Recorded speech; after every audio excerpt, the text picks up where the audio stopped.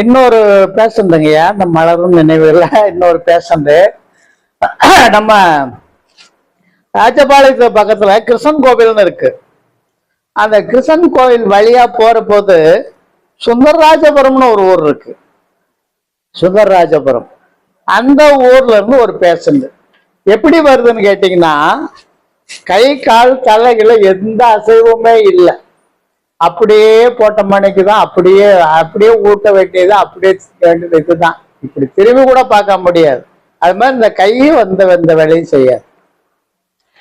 இந்த மாதிரி ஒரு கேஸ் ஒரு வீட்டுல படுக்க வச்சிருக்காங்க இந்த கொரோனா நேரத்துல.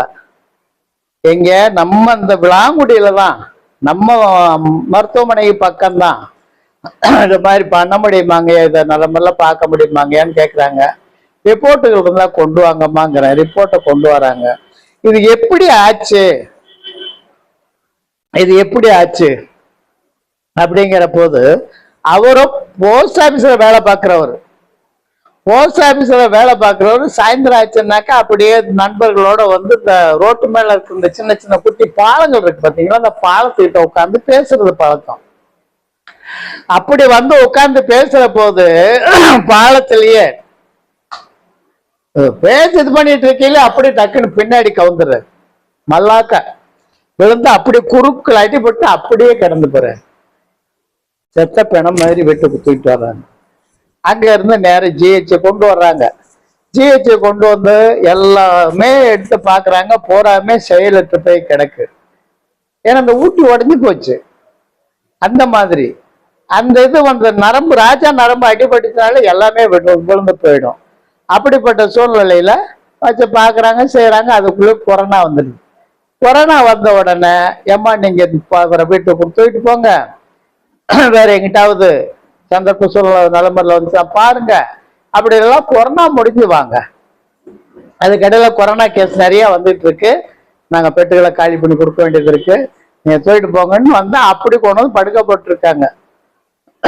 பார்த்தேன், ரிப்போர்ட்டுகள்லாம் பார்த்தேன், அவங்களுடைய வாய்ப்பிறப்புல எப்படி நடந்ததுன்னு பார்த்துக்கிட்டேன். செக்அப் பண்ணி தொட்டு பார்க்குறேன். பார்த்தா செயலிழந்து கிடக்குது. அந்த ஊரே என்ன பேசுறதுக்கு, இன்னும் ஆள் உயிரோட வராது, இன்னும் ஆள் போனதுதான், இதுக்கு மேல ஜெயிக்க முடியாது அப்படின்னு ஊரே பேசுது. ஏன்னா அந்த ஊர் போற அவங்க சொந்தக்காரங்க ஊர், சொந்த பூர்வீக ஊர். அப்போ போறாமே சொந்தக்காரங்க எத்தனை இருப்பாங்க.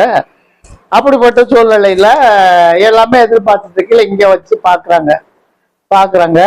ஐயா என்னால குணப்படுத்த முடியும்ட்டு நான் ஒரே வார்த்தையா. பல்ஸ் நல்லா இருக்கு, மற்றது போறாமே செயலிருந்து கிடக்கு, செயல்படுத்திடலாம் அப்படிங்கிற ஒரு இது. ரொம்ப கம்மி ரேட்ல செலவு தொகை மட்டும் கட்டுங்க, எனக்கு ஒண்ணு கொடுக்க வேண்டாம், நான் வந்து டெய்லி இதுக்கு பல்ஸும் ப்ரெஷரும் மட்டும் பார்த்து ஒழுங்குபடுத்திக்கிறேன் அப்படின்னு டெய்லி போனங்கய்யா. டெய்லி போய் பார்க்க, அதை எடுத்து ரிப்போர்ட் எழுத, எல்லாமே பண்ணிட்டே வரோம். ஒவ்வொரு மருந்தா கொடுத்துக்கிட்டே வர்றோம். கொஞ்சம் ஒரு அளவுக்கு இம்ப்ரூவ்மெண்ட் வருது. இப்படி சைடு பரட்டி போடுறாங்க, இந்த சைடு பரட்டி போடுறாங்க, அந்த அளவுக்கு வருதுன்னு நினைக்கிறது. ஏன்னா அதுக்கு முன்னாடி நிற்காது. அதே போல தலையும் கொஞ்சம் திரும்பக்கூடிய நிலைக்கு வந்துருச்சு. இப்படி ஒரு மண்டலம் முடிஞ்சு, ஒரு மண்டலம் முடிஞ்ச உடனே எந்திரிச்சு வெளியில கொண்டு வாங்க, பழைய போடுங்கன்னு உட்கார வச்சு எண்ணெயை தேய்ச்சி விட்டு ஃபுல்லா ஆயில் மஜாஸ் மாதிரி பண்ணி விட்டு இது பண்ணி குளிப்பாட்டி விட்டோம், சுடு தண்ணி ஊற்றி குளிப்பாட்டணும். அப்படி ரெண்டாவது மண்டலமும் ஆகணும் அப்படின்ட்டேன்.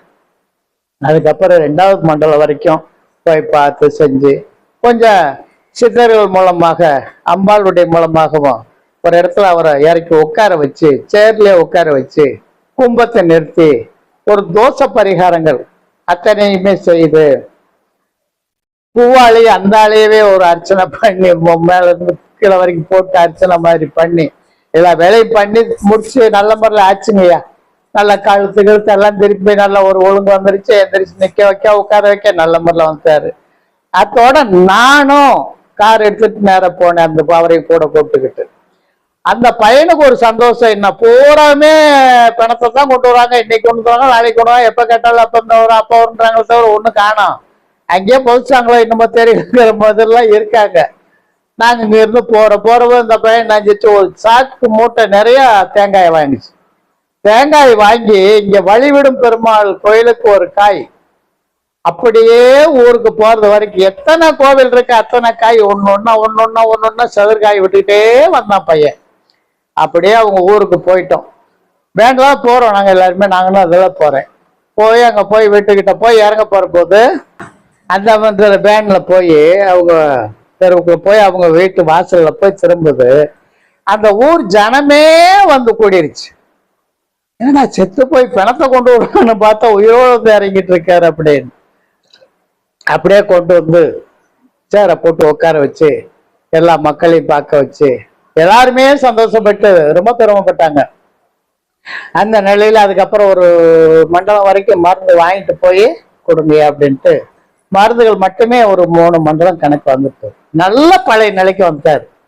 அதெல்லாம் அந்த ஊர் ஜனமே பூரா மிரண்டுது. செத்து போயிட்டாரு, நமக்கு பொய் சொல்றாங்க, அங்கே பவுசிட்டாங்க போட்டு பொய் சொல்றாங்க, இப்ப எல்லாம் பேசினாங்க.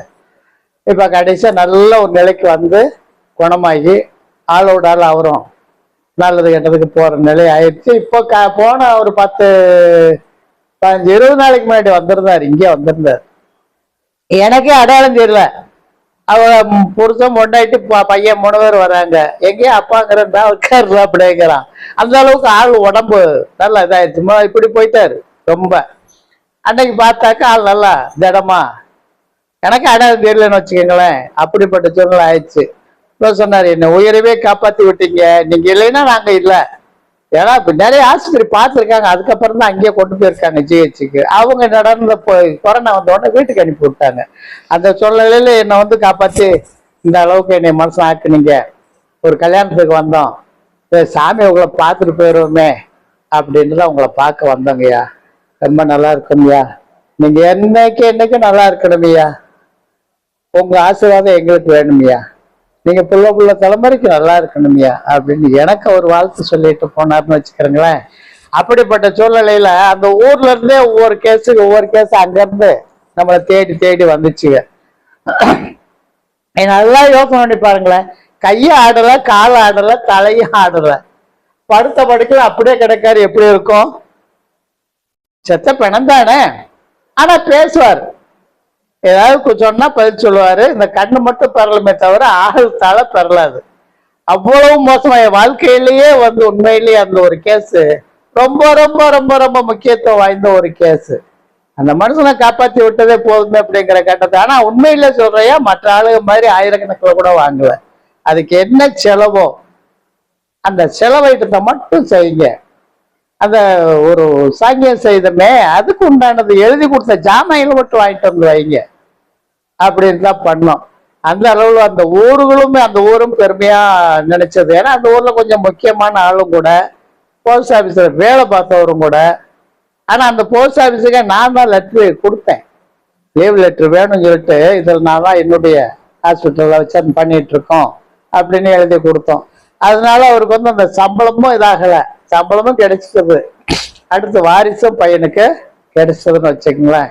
அந்த மாதிரி எப்படிப்பட்ட ஒரு பேஷண்டா இருந்தாலும் சரிங்கய்யா, இது எஸ் ஆர் நோ நான் கரெக்டா முன்னாடியே சொல்லிடுவேன். இது ஆகும் இல்ல ஆகாது அப்படின்னு. ஆகாது ஆகும்னாக்கா அவங்க பேசுறது முன்னாடியே சொல்லுவேன். ஆகாதுங்கிறத அவங்கள தனிப்பட்ட முறையில் கூப்பிட்டு சொல்ல வீட்டாளுகிட்ட, இந்த மாதிரி இருக்கு, இது வேஸ்ட், எவ்வளவு செலவு பண்ணாலும் பிரயோஜனப்படாது, அதுக்கு ஏதாவது நல்ல திங்கிறதா அவங்கிறதா ஆசைப்பட்டதை வாங்கி கொடுங்க, அதுலயே அது வந்து நல்ல முறையில் இருக்கட்டும், ஆண்டு அனுபவிச்சு போட்டுமையா, அதையே இது பண்ணுங்க, வெட்டியா செலவு பண்ண வேண்டாம் அப்படின்னு சொல்லுவேன்.